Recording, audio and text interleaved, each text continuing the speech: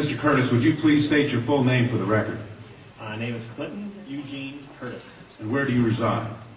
Tallahassee, Florida. And what is your profession? I'm a computer programmer. Would you please speak into the microphone so the audience can hear your testimony? I'm a computer programmer.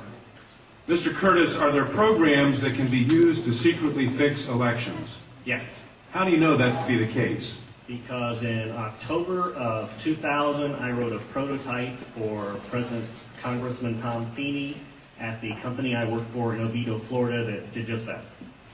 And when you say did just that, it would rig an election? It would flip the vote 51-49 to whoever you wanted it to go to and whichever race you wanted to win. And would that program that you designed be something that elections officials that might be on county boards of elections could detect? They'd never see it. Mr. Would you answer that question once again? They would never see it.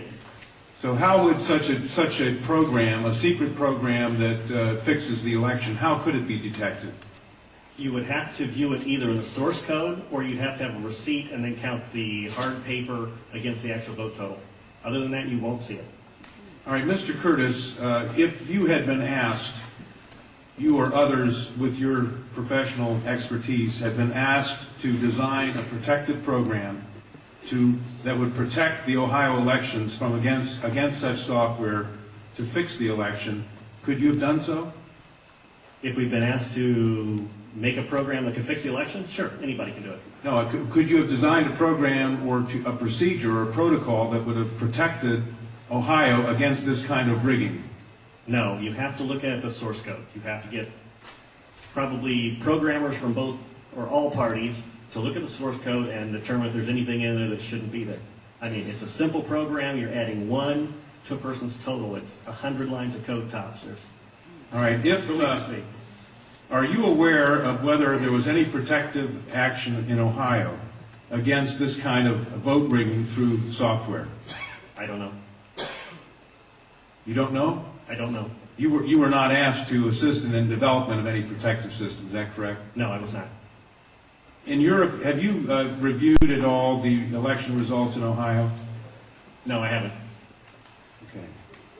Given the availability of such vote rigging software and the testimony that has been given under oath of substantial statistical anomalies and gross differences between exit polling data and the actual tabulated results, do you have an opinion whether or not the Ohio election, presidential election, was hacked?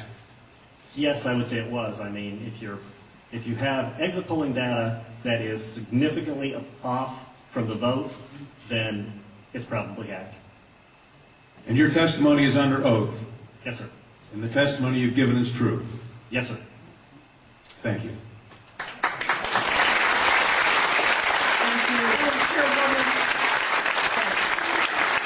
Congresswoman Stephanie Caballero.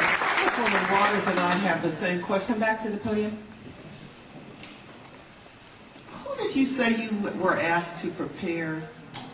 I was asked by Tom Feeney. He's now a congressman. At that time, he was Speaker of the House of Florida, Yang Enterprises, which was the company I work for, lobbyist, and their corporate attorney. Wore a lot of hats. And at the time, he was the Speaker of the House of Florida. Is that what you said? Yes. Okay, thank you. Congressman. You say he was the lobbyist for the voting machine company at the same time he was Speaker of the House? I don't know what the voting machine company is. He was a lobbyist for Yang Enterprises. We had NASA contracts and And Yang Enterprises did what? Computers? computers. Okay, and he was your lobbyist, your He was company's the lobbyist. lobbyist for that company, And yes. he asked you to design a code to rig an election Yes, while he was Speaker of the Florida House. yes, This was during or previous to the 2000 election? yes, October into September.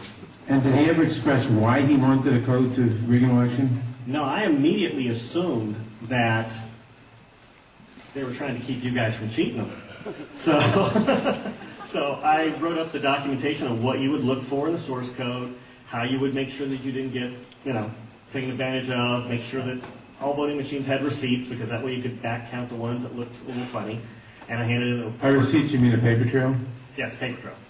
And I handed that in to Mrs. Yang and said, here's your report, here's your program.